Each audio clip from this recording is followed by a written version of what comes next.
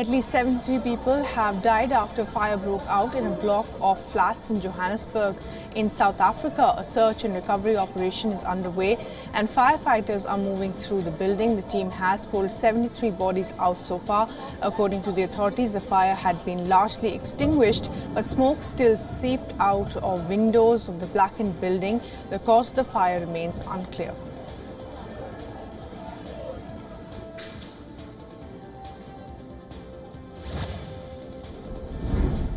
North Korea says it has fired 2 short-range tactical ballistic missiles to simulate nuclear strikes across South Korea. The launch comes a day before South Korea and the US are set to wrap up 11 days of combined military drills. Pyongyang has long denounced the joint military exercise as a war rehearsal. Kim Jong-un has been urging his military to step up war preparedness. He has been criticizing the leaders of the United States, South Korea and Japan for increasing the risk of a nuclear war in the region.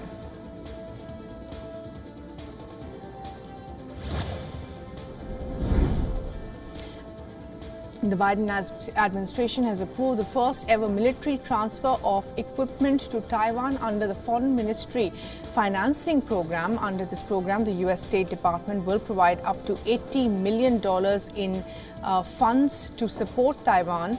The FMF fund is the largest military assistance account managed by the State Department. It provides primary grant assistance to foreign governments for the purchase of defense equipment and military training.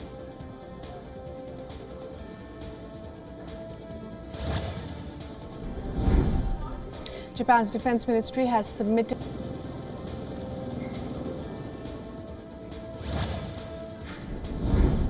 China has now responded to India's objection of its new standard map, which lays claim over the Indian territories of Arunachal Pradesh and Aksai Chin. China's foreign ministry on Wednesday called the map release a routine practice in accordance with China's exercise of sovereignty. India's foreign ministry had dismissed China's territorial claims and lodged a strong protest against boundary demarcations.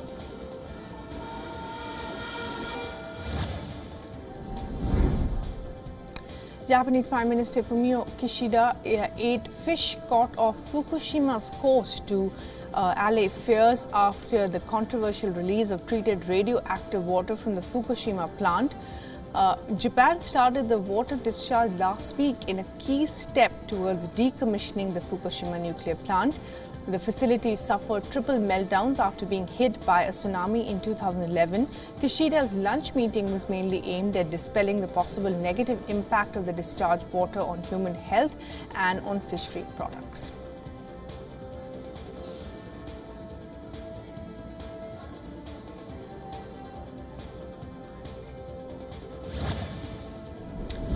Following a coup, the Gabon junta has appointed General Brice Nguema as the transition leader, while the ousted President Ali Bongo posted a video online asking the international community to support him and his family if successful.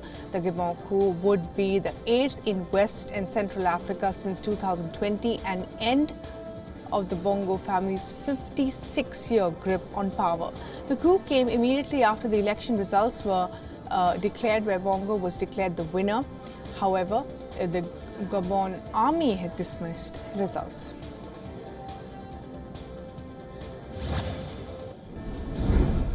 Sudan is grappling with worsening fuel shortage. Armed conflict has led to the shutdown of Sudan's largest oil refinery and further disrupted the supply chain. Due to high prices, many residents turn to the black market, where the price of gasoline is 3.5 times the official price. 4 months into the clashes between the Sudanese armed forces and the paramilitary rapid support forces, large swaths of Sudan are bearing the brunt of violence. In Port Sudan, most gas stations have been forced to close after running out of fuel.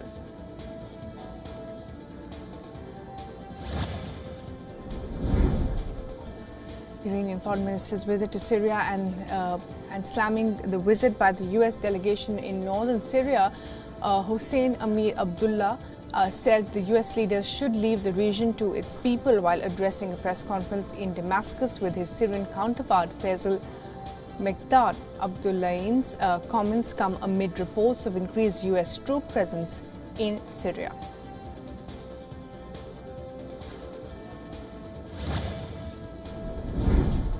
Malaysia is celebrating its 66th Independence Day in the administrative capital of Putrajaya. More than 20,000 people have taken part in the parades that involved flag-waving, uniformed personnel and military vehicles. The Southeast Asian nation known as Malaya was freed from British colonial rule in 1957 before taking on the name Malaysia in 1963.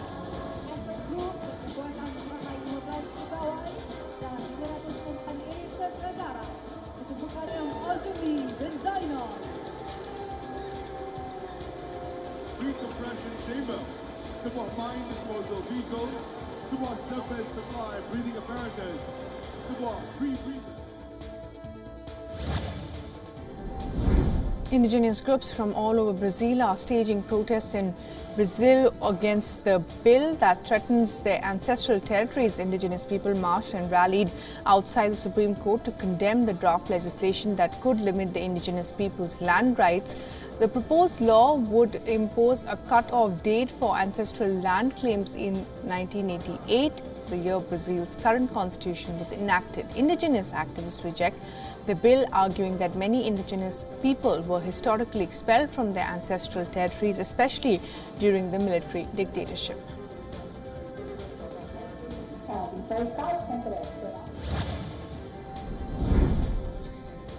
United Nations sanction in Mali is set to end today following a veto from Russia. 13 out of 15 UN Security Council members are in favor of the proposal that would have extended the UN sanctions and independent monitoring for another year. However, Russia exercised its veto power to block the proposal while China abstained from voting.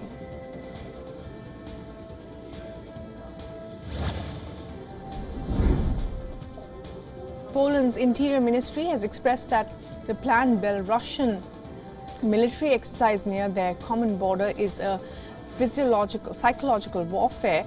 The military also added that there's a possibility of Russian forces being involved in the army drill.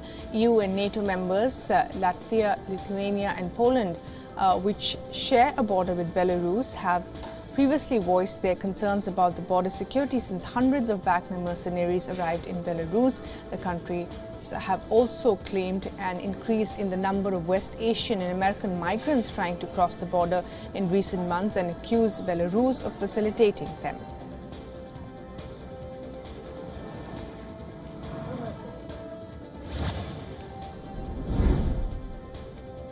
Hundreds of Nigerian women are staging a protest outside the French embassy, calling for France to remove its troops and military bases from the country. Women at the French base Niamey banged on pots and chanted anti-French slogans.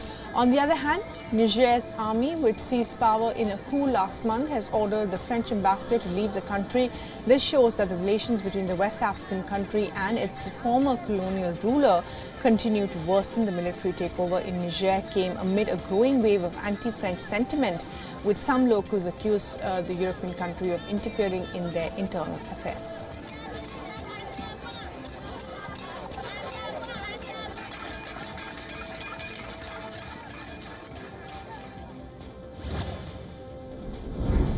A 14-year-old Palestinian teenager was shot dead by an Israeli officer after he stabbed and injured a civilian at a train station. This is the latest incident that occurred amid increasing violence in the Israeli-Palestinian conflict. And according to a statement from the Israeli police force, an officer who was inside a moving train saw the attack as it occurred and took action.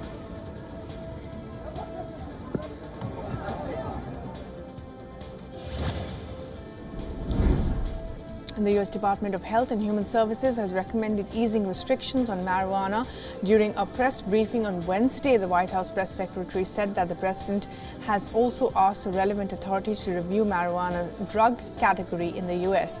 The scheduling recommendation for marijuana has been provided to the Drug Enforcement Agency. Marijuana is currently classified as a Schedule 1 drug under the Controlled Substances Act. This means it has a high potential for abuse and no accepted medical use, along with drugs like heroin and LSD.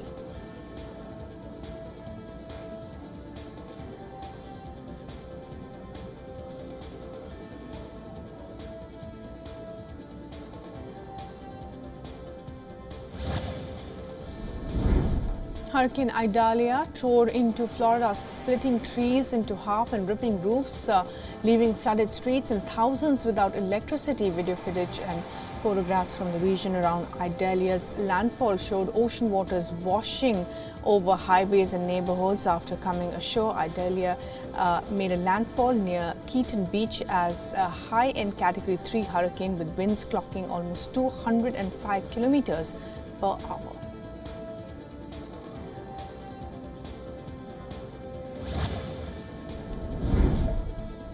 Hundreds of firefighters are trying to put out blazes near the Russian Black Sea town of Gelendiks. The town's mayor has said that 441 people, more than 80 vehicles and firefighting planes and helicopters have been deployed to combat the forest fires which have engulfed 118 hectares of land. The local administration asked residents to volunteer to help emergency services. Forest fires are rare on Russia's humid Black Sea coast, but much of Europe has sweltered in a series of heat waves this summer, causing blazes across the continent.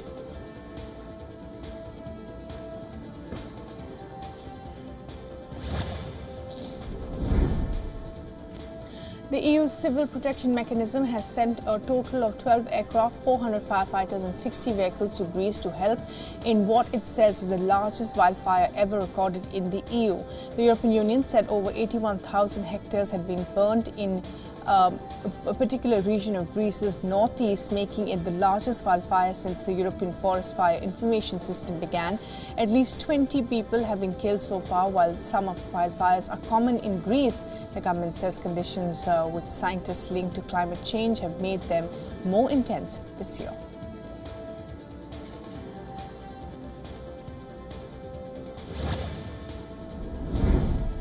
NASA scientists have said that they are preparing for the arrival of a NASA spacecraft that will carry samples from an asteroid named Bennu. NASA's OSIRIS-REx spacecraft reached Bennu in 2018 and departed in May 2021 on a 2-year journey back to Earth. The spacecraft found traces of hydrogen and oxygen molecules, part of the recipe for water and thus the potential for life embedded in the asteroid's rocky surface.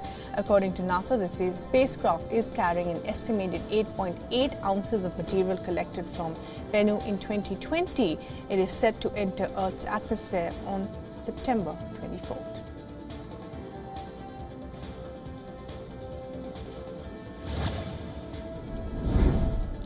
The night sky was lit up with the magnificent super blue moon on Wednesday. The celestial spectacle has captured the attention of many people, and people from all over the world gazing into the sky also saw the beauty of the super moon, capturing the rare occurrence. Many even posted the majestic sight on various social media platforms.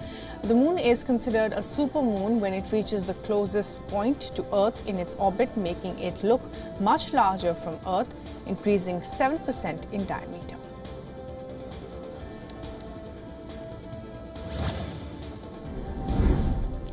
A panda cub, extremely difficult to reproduce in captivity, became the first animal of this species to be born at a Moscow zoo. And according to the Moscow administration, the cub weighed 150 grams at birth, and it is still unknown whether it is a male or female. The panda parents arrived in Moscow in 2019 to mark the 17th anniversary of the establishment of the diplomatic relations between Russia and China.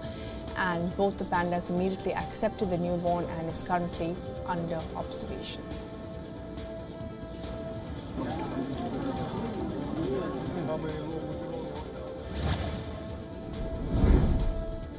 Business news: and banking giant UBS has said that its merger with former rival Credit Suisse and full absorption of its Swiss unit would cause 3,000 job cuts in Switzerland in the coming years. Meanwhile, UBS posted a whopping $28.88 billion profit in the second quarter this fiscal. Remember, UBS paid a mere $3 billion to acquire Credit Suisse in March to save it from bankruptcy. However, UBS has lost almost $4 billion from its merger with Credit Suisse.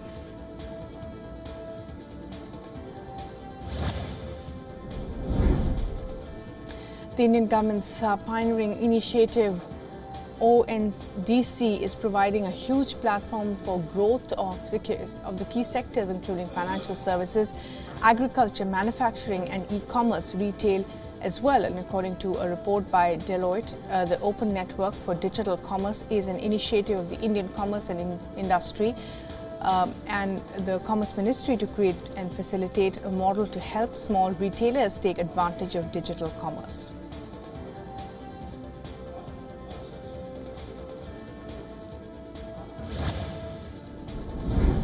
Asian currencies rose as the US economy expanded at a slower pace due to the Fed's data-dependent approach, leading to a weaker dollar in edgy markets. The Indian rupee opened slightly higher against the US dollar following gains in the Asian currency markets.